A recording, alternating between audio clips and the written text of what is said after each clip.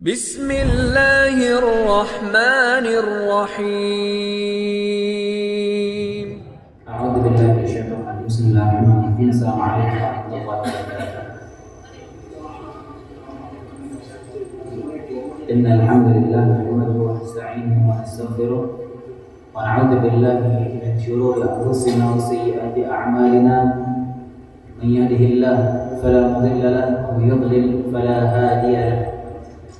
Asyhadu an la ilaha illallah wahdahu la syarika lahu wa asyhadu anna Muhammadan 'abduhu wa rasuluh.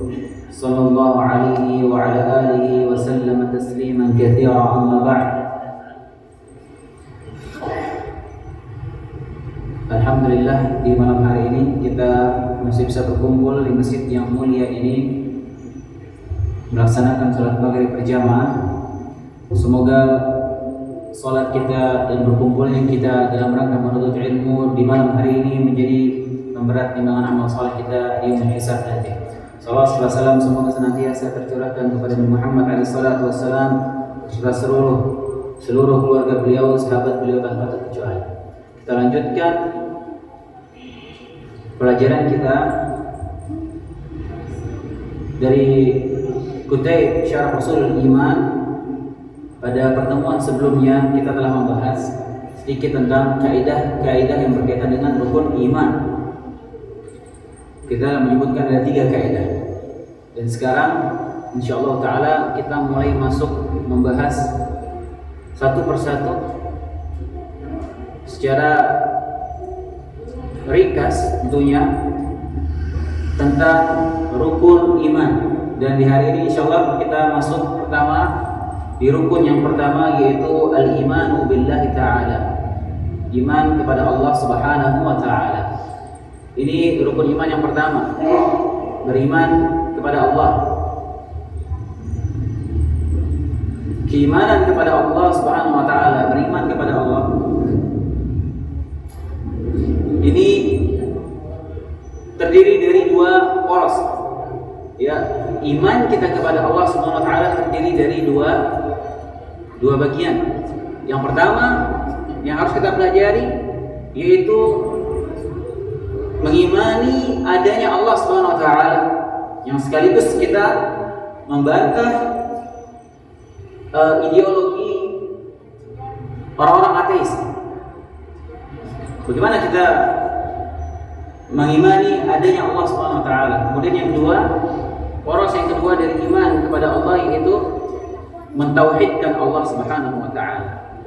Bagaimana kita mentauhidkan Allah Subhanahu wa taala? Dan di malam hari ini insyaallah taala jika waktunya mencukupi, kita akan membahas di bagian yang pertama, poin yang pertama, yaitu bagaimana kita mengimani adanya Allah Subhanahu wa taala, al-imanu bi wujudillah taala. Qad dalla ala wujudi ta'ala, yang menunjukkan adanya Allah Subhanahu wa ta'ala, yang bisa menunjukkan adanya Allah Subhanahu wa ta'ala itu pertama dalil fitrah, yang kedua dalil akal, yang ketiga dalil syara', dalil syariat, kemudian yang keempat dalil al-his, perasaan, arti yang tertangkap dengan panca indera. Jadi dari empat poin ini kita akan bahas bagaimana kita meyakini, mengimani adanya Allah Subhanahu wa taala. Yang pertama dalil fitrah. Hadirin azanallahu wa iyyakum. Ini yang paling inti, nomor 1. Bagaimana orang itu bisa mengimani adanya Allah Subhanahu wa taala? Yang pertama itu dalil fitrah. Adanya fitrah yang Allah tanamkan dalam jiwa-jiwa manusia, dan ini tidak bisa dipungkiri. Bahkan orang ateis yang mengingkari dalil fitrah ini, dia melawan fitrahnya sendiri. Sementara dia sadar dia sedang membohongi dirinya sendiri. Manusia telah ditanamkan Allah Subhanahu wa taala adanya fitrah, meyakini adanya Tuhan, adanya Allah Subhanahu wa taala. Allah Subhanahu wa taala menyebutkan dalam surat Ar-Rum, fa'aqim wajhaka lid-dini hanifa, maka hadapkanlah wajahmu lurus pada agama Allah. fitratallah allati fatara an-nas 'alaiha.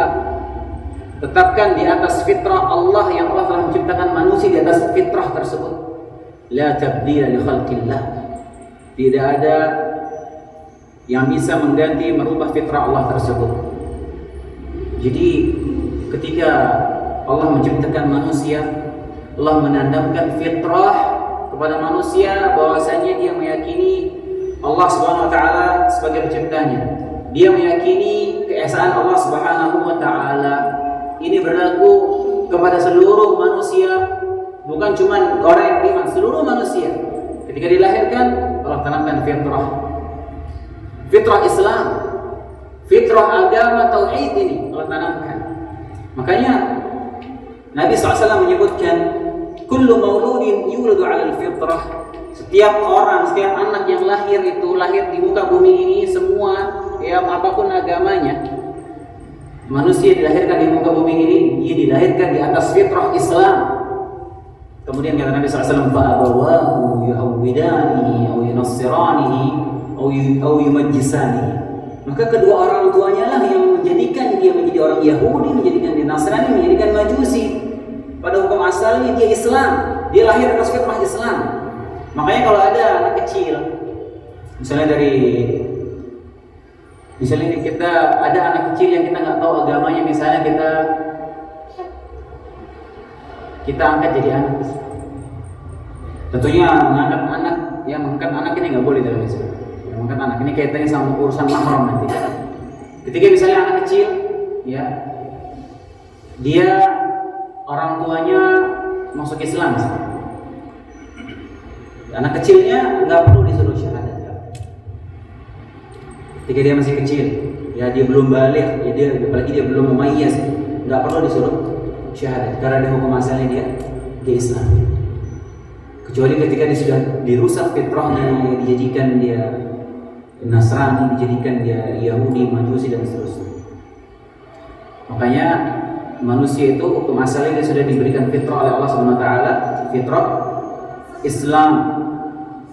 Dan ini juga dikuatkan dalam firman Allah Subhanahu wa taala menyebutkan tentang fenomena ditanamkannya fitrah dalam jiwa manusia.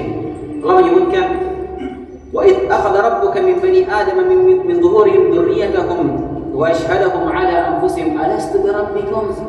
Ketika Tuhan mengeluarkan keturunan anak-anak Adam dari sulbi mereka, ketika diciptakan dalam rahim ibunya, Allah mengambil persaksian kepada mereka. Maka Allah mengatakan kepada mereka ketika dia dalam janin, Allah katakan kepada janin tersebut, alastu bi rabbikum, bukankah aku Tuhanmu? Qalu bal syahidna. Semuanya menjawab, janin tersebut semuanya menjawab, ya Allah, kami bersaksi bahwasanya Engkau Tuhan kami. Semuanya. Ketika dalam perut diambil kesaksian oleh Allah Subhanahu wa taala, mereka bersaksi bahwasanya Allah Tuhan. Sehingga Allah menyebutkan tidak ada alasan nanti bagi mereka untuk ngeles. Qalu bala syahidna an taqulu yawm al-qiyamati inna kunna an hadha ghafilin. Jadi hari kiamat nanti mereka enggak bisa bilang, oh kami lalai dari ini, ya Allah. Enggak. Kalian sudah mengambil perjanjian kepada Allah Subhanahu wa taala. Atau mungkin dia nanti beralasan di hari kiamat, au taqulu inna ma asyraka aba'una min qabl wa kunna dzurriyyatan min ba'dihim afatukhrijuna bima fa'al mubtilun. Ayah-ayah kami yang berbuat syirik dulu kami disesatkan oleh ayah-ayah kami, apakah kami akan dibinasakan? Ini dibuat menguatkan dari fitrah. Karenanya hadirin azanallahu wa iyyakum, di antara perkara yang membuktikan, ini kita masih bahas masalah fitrah, dalil fitrah. Di antara perkara yang membuktikan bahwasanya manusia itu punya fitrah, meyakini adanya pencipta, kita dapati dari zaman dulu sampai zaman sekarang. Dari zaman dulu sampai zaman sekarang manusia itu meyakini adanya Tuhan. Kecuali orang-orang ateis yang muncul belakangan, yang jumlah mereka hanya segelintir orang, sedikit jumlah mereka, minoritas, jumlah kecil mereka. Dan ini baru muncul belakangan, pemikiran ateis baru muncul belakangan. Dari zaman dulu, dari zaman Nabi Adam, manusia umumnya meyakini adanya Tuhan. Mereka mengimani adanya pencipta, itu sudah pasti. Makanya ateis ini dia sudah berkembang, minoritas mereka. Kemudian di antara buktinya, hadirin azanallahu wa iyyakum, kita dapati dari masa ke masa di seluruh penjuru dunia, apapun sukunya, apapun negaranya, dari zaman dulu sampai zaman sekarang, ya mau di pedalaman, di bawah kaki gunung, ada orang-orang yang hidup dalam gua, biasanya di perkampungan tertentu, tempat terpencil, pasti mereka itu umumnya ada tempat ibadah, ada tempat ritual mereka untuk menyembah Sang Pencipta. Ini fenomena yang nggak bisa kita pungkiri. Kita ke negeri pelosok mana, mereka biasanya tempat ibadahnya. Karena fitrah manusia itu meyakini ada yang pencipta. Fitrah manusia meyakini diciptakan oleh Tuhan. Dan ini nggak bisa dipungkiri. Karena kita dapatnya suatu kampung, suatu daerah, tempat terpencil, tempat pelosok. Kadang sekolah nggak ada di situ, nggak ada pemerintahan, nggak ada pendidikan, tapi tempat ibadah ada. Ini menunjukkan fitrah manusia itu meyakini adanya Tuhan. Kemudian juga diantara menunjukkan adanya dalil fitrah ini anak kecil ketika kita mengajarkan tentang adanya Tuhan, kita nggak perlu repot-repot mendoktrin mereka, cepat mereka percaya tentang Tuhan. Ketika kita mengajarkan tentang Allah, ya kita sebutkan ini Allah merintahkan kita untuk sholat, kalau kita nggak sholat nanti Allah marah, ya seperti itu. Anak kecil itu langsung percaya karena sudah fitrah dalam hati mereka. Nggak perlu kita doktrin, kita cekoki doktrin untuk kasih supaya mereka percaya, biasanya apa? Karena kecil biasa seperti itu. Kemudian ini juga kenyataan pahit ya bagi orang-orang ateis, ya, orang-orang yang nggak percaya Tuhan. Ketika mereka dalam kondisi terdesak, misalnya di tengah kapal yang terombang-ambing sudah diterjang badai mau tenggelam, atau di pesawatnya mau jatuh misalnya, orang ateis ini biasanya secara natural, secara alami mereka akan mencari kekuatan besar, mereka akan mencari perlindungan, otomatis dia akan mencari Tuhan, pasti. Itu sudah fitrah manusia Allah tanamkan dalam jiwanya seperti itu. Kemudian hadirin azanallahu wa iyyakum,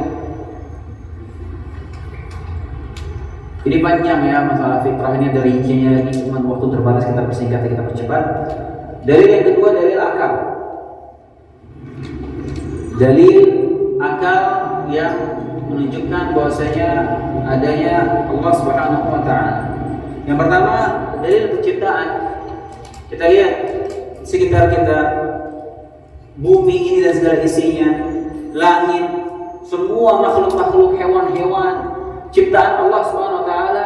Secara akal, logika, orang yang akalnya sehat tahu pasti ini pasti ada yang menciptakan, dari sebelumnya nggak ada, nggak mungkin tiba-tiba ada, itu nggak mungkin.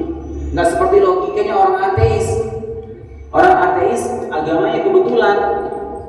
Tanya siapa yang, bagaimana bumi ini bisa terjadi? Oh karena kebetulan.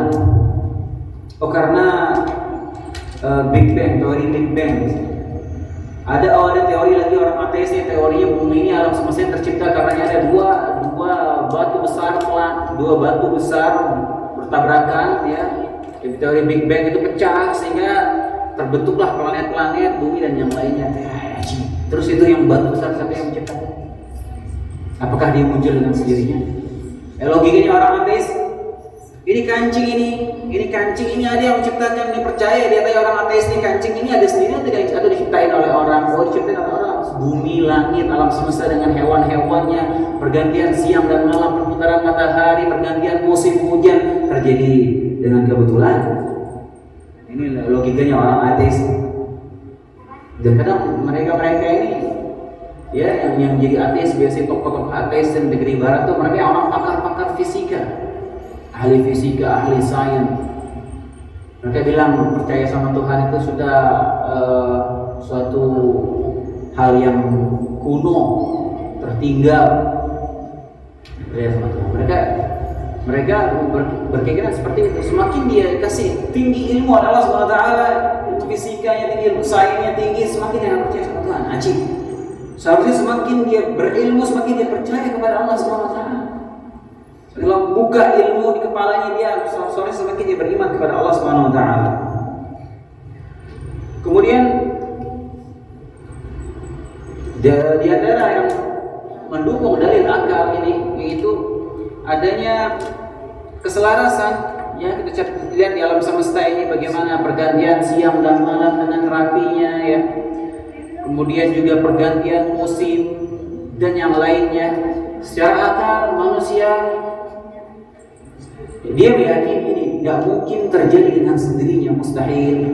Karena kalau kita mentadabburi Al-Qur'an, hadirin, banyak sekali Allah menyebutkan dalam Al-Qur'an, sering berulang-ulang Allah menyebutkan tentang penciptaan alam semesta, langit, bumi, lihat hewan, lihat unta, lihat perputaran bulan, matahari, lihat ini ayat-ayat menunjukkan kebesaran Tuhanmu. Contohnya seperti surat Al-Imran ayat 190, "Inna fi khalqis samawati wal ardi wa ikhtilafil laili wan nahar la ayatin ulil albab." Sungguhnya penciptaan langit dan bumi, pergantian siang dan malam, ini bukti ayat-ayat Rabb bagi orang yang berakal. Dan ayat-ayat seperti ini banyak sih dalam Al-Quran. Allah ulang-ulang melihat bagaimana laut, lihat bagaimana Allah menciptakan ikan-ikan yang bisa kalian makan. Ada perhiasan yang kalian keluarkan dari laut itu. Allah turunkan hujan, menumbuhkan tumbuhan, biji dibelah sehingga kalian bisa menikmati, dan berbagai macam ayat. Allah sebutkan ini bukti bahwasanya adanya Allah SWT. Kemudian hadirin azanallah wa iyyakum, dalil akal yang lain yang mendukung dalil akal ini adanya kesempurnaan dari penciptaan Allah Subhanahu wa taala. Bagaimana ketika Allah menciptakan sesuatu sempurna, langit diciptakan dengan sempurna, ditinggikan tanpa tiang, enggak ada bolong-bolongnya langit ini. Hewan-hewan diciptakan dengan struktur yang demikian rupa yang sempurna. Lalat saja Allah sebutkan dalam Al-Quran. Bagaimana Allah menciptakan lalat, luar biasa hewan kecil, terbangnya cepat, lincah, luar biasa. Makanya Allah menyebutkan, berikan contoh tentang lalat. Kata Allah SWT, "Ya ayuhan nas, duriba mathalun fastami'u lah. Innal ladzina tad'una min dunihi la yakhluquna dhubaban wa law ijtama'u lah." Wahai manusia, Allah akan berikan contoh, maka dengarkan perumpamaan ini.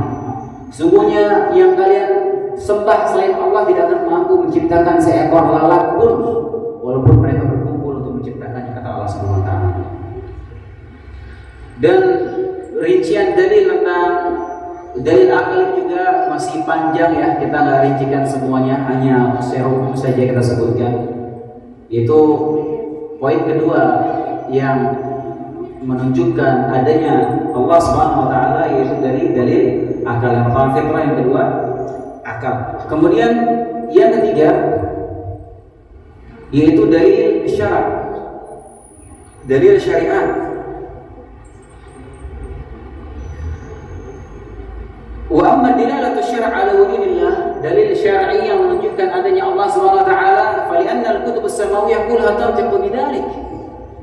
Di antara buktinya dari syar'inya tentang adanya Allah, bahwasanya Allah menurunkan kitab-kitab suci. Ya, sebelum Al-Qur'an Allah menurunkan Injil, Allah menurunkan Taurat, Allah menurunkan Zabur, dan di semua kitab-kitab suci itu Allah menyebutkan tentang adanya Allah Subhanahu wa taala, menyebutkan tentang dalil-dalil. Dan kitab-kitab suci ini diakui oleh manusia. Semua mengakui kitab suci, kitab samawi, kitab yang Allah turunkan dari langit. Kemudian dari syara' ini penulis menyebutkan di sini, wa ma ja'at bihi min ahkam al-mutadamminah li masalihil khalq dalil ala annaha min rabbil hakimin alim. Perhatikan di sini. Dan semua kitab-kitab suci yang Allah turunkan itu membahas tentang hukum-hukum, aturan-aturan yang gunanya, fungsinya untuk kemaslahatan umat manusia. Dan aturan-aturan tersebut tidak mungkin diciptakan oleh manusia, tidak mungkin. Maka kita mentadabbur Al-Quran misalnya. Bagaimana hukum-hukum yang Allah terapkan bagi manusia ini luar biasa manfaatnya. Ya nggak mungkin hukum tersebut diciptakan oleh manusia, nggak mungkin. Kita ambil contoh satu saja. Tentang hukum waris, hadirin azanillah. Allah menyebutkan tentang hukum waris, pembagian waris ini dalam surat An-Nisa Bagaimana Allah menyebutkan pembagian itu dengan sangat rinci yang luar biasa. Ini dapat setengah, ini dapat seperempat, ini seperdelapan. Oh ini kalau orang tuanya masih hidup, anaknya dapat sekian. Oh kalau ini bapaknya sudah meninggal, oh dapatnya sekian. Oh ini kalau saya begini dapatnya sekian, seperenam, seperdelapan. Dari mana pembagian ini? Ini nggak mungkin dibuat oleh manusia. Belum lagi kita berbicara tentang bagaimana hikmah tentang Allah syariatkan hukum iddah bagi wanita. Ini luar biasa, ya. Dan hukum-hukum yang lain tersebut dalam Al-Quran. Ini membuktikan bahwasanya hukum ini tidak mungkin dibuat oleh manusia, pasti diciptakan oleh Allah Al-Hakimul Alim. Allah yang maha bijaksana, yang mengetahui masalih al-ibad, yang mengetahui maslahat bagi hamba-hambanya.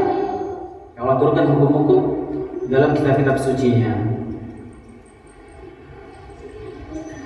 Kemudian dalil yang keempat, hadirin azanallahu wa iyyakum, yaitu dalil hissi, dalil yang bisa dirasa dan ditangkap oleh panca indera, yang membuktikan adanya Tuhan.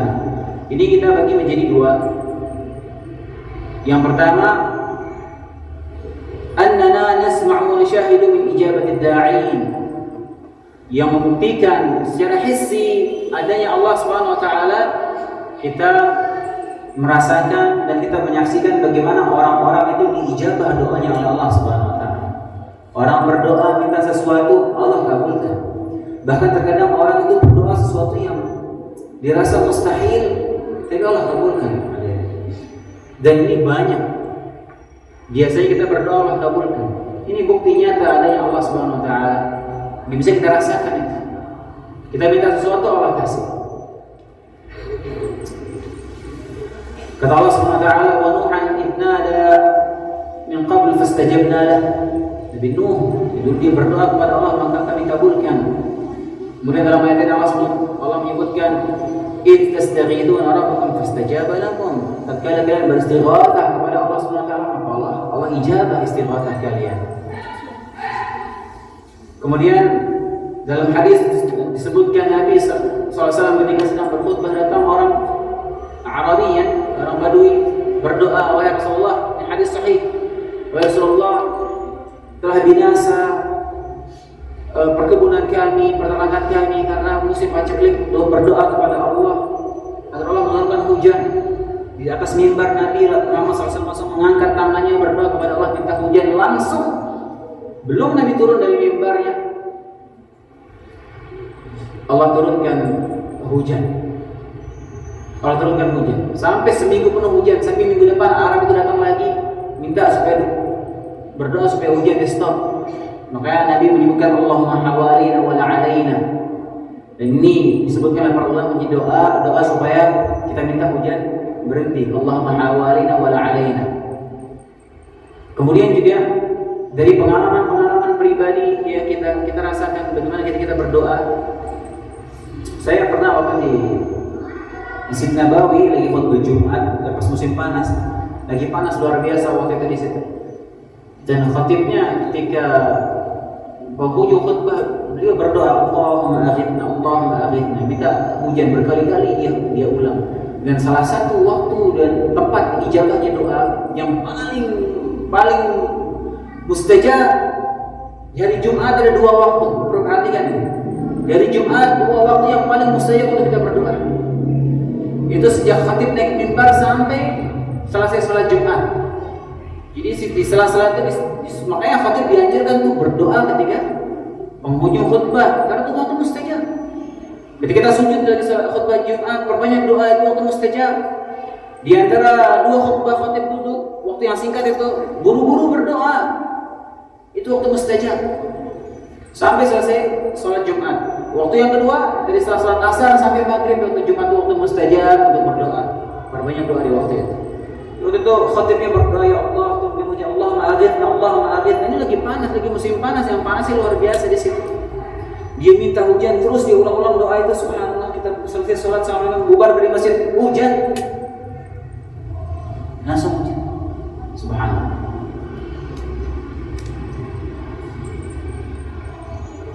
Kemudian itu yang pertama ya, yang kaitannya dengan dalil hissi ini, kita berdoa diijabah Allah Subhanahu wa taala menunjukkan adanya Allah. Kemudian yang kedua yaitu ayat-ayat ya, tanda-tanda yang Allah turunkan kepada para nabinya berupa mukjizat-mukjizat. Ini juga menunjukkan adanya Tuhan, adanya Allah Subhanahu wa taala.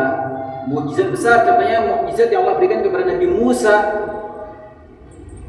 Nabi Musa membelah lautan. Ini cerita diakui oleh orang Yahudi, oleh orang Nasrani dan orang Islam. Karena ini cerita turun-temurun kejadian luar biasa yang mereka saksikan dengan mata mereka sendiri. Yang menyaksikan ini ribuan orang. Dan terbagi menjadi 12 suku. Itu laut yang dibelah oleh Nabi Musa atas izin Allah Subhanahu wa taala, bukan terbelah satu hadirin. 12. Terbelahnya bukan satu belahan. Jadi 12 yang terbelah. Masing-masing suku Yahudi ini setiap sukunya lewat satu jalur. Karena orang Yahudi ada 12 suku. Ada 12 suku Yahudi, ada 12 anaknya Nabi Yakub, keturunan Yahudi ada 12. Masing-masing mereka lewat satu jalur di laut yang terbelah. Dan ini kejadian fenomena luar biasa yang diceritakan turun-temurun, disaksikan oleh mata. Disaksikan oleh manusia, diakui oleh 3 agama ini kejadian itu. Contohnya mukjizat Nabi Muhammad SAW ketika membelah bulan. Sebutkan iqtarabatis sa'atu wa insyaqqa al-qamar.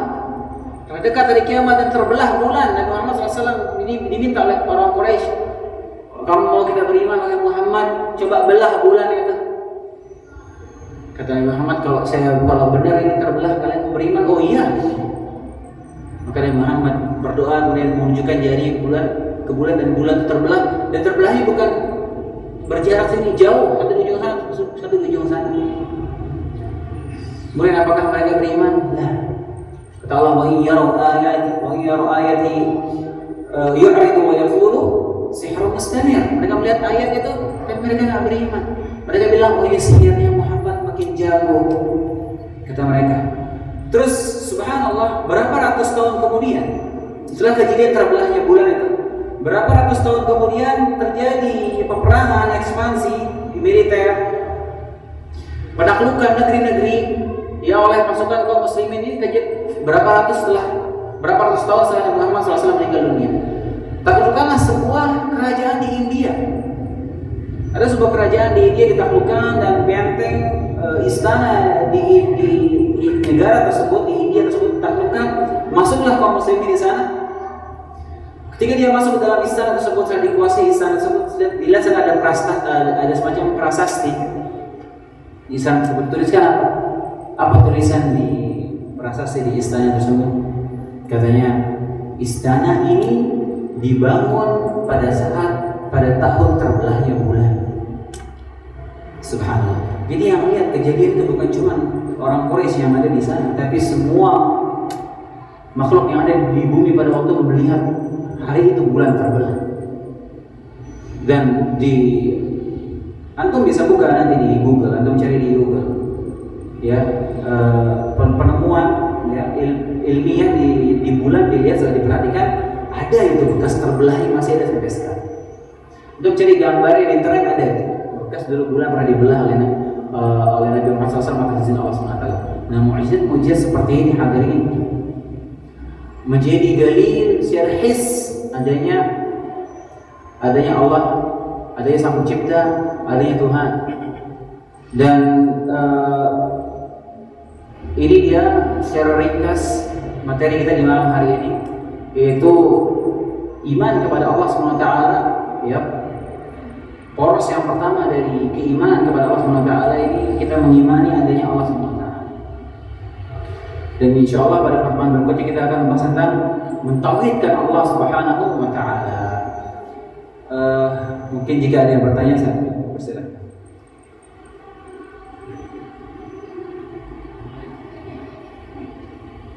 Masih ada 5 menit.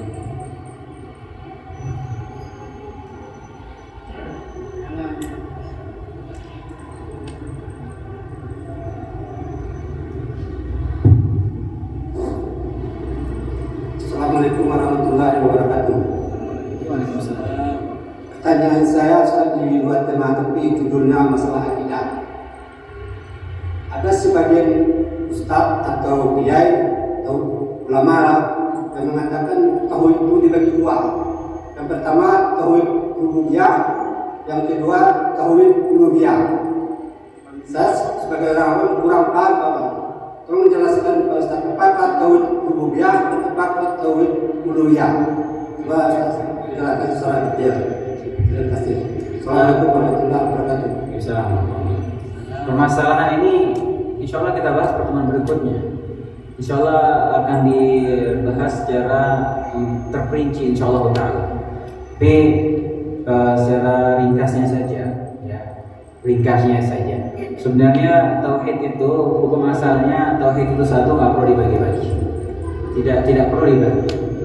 Tauhid itu ketika orang beriman kepada Allah SWT, mengimani, dia meyakini hanya Allah yang mencipta, hanya Allah yang memberikan rezeki, hanya Allah yang mematikan, hanya Allah yang menghidupkan, dan semuanya itu ya yang kaitannya dengan kekhususan Allah, perbuatan-perbuatan Allah yang hanya Allah lah yang bisa melakukan itu.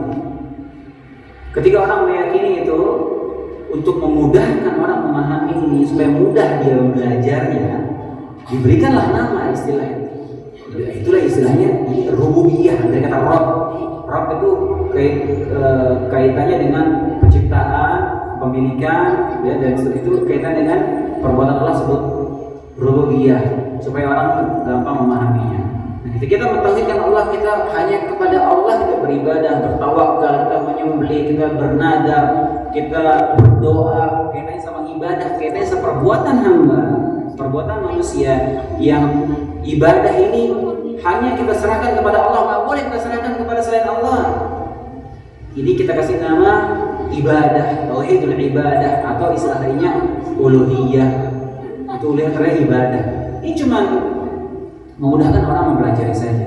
Dan asalnya tauhid itu nggak pernah ada yang membagi, nggak ada yang membagi. Kenapa bisa ada pembagian itu? Karena manusia lah yang menyebabkan tauhid itu terbagi. Manusia yang memecah-mecah tauhid itu. Dia beriman kepada tauhid rububiyah, mengimani tauhid rububiyah, tapi beribadah kepada selain Allah. Dia meyakini Allah yang menciptakan dia, tapi dia menyembelih kepada jin. Makanya untuk memudahkan kita menjelaskan itu, kamu ini berbuat syirik. Dia bilang, oh enggak, saya berbuat syirik, saya beriman kepada Allah, saya meyakini Allah menciptakan saya, tapi kamu menyembelih kepada jin. Kamu beriman yang kamu iman itu rububiyah, tapi uluhiyah kamu berbuat syirik di situ. Ya, makanya Allah sebutkan di akhir surat Yusuf, wa ma yu'minu aktsaruhum billahi illa wa musyrikun. Tidaklah sebagian besar dari kalian beriman kecuali kalian berbuat syirik kepada Allah. Maksudnya apa? Imannya rububiyah, syiriknya pada uluhiyah. Insyaallah kita bahas yang rinci di pertemuan berikutnya. Subhanallah wa bihamdika, asyhadu an la ilaha illa anta, astaghfiruka wa atubu ilaik.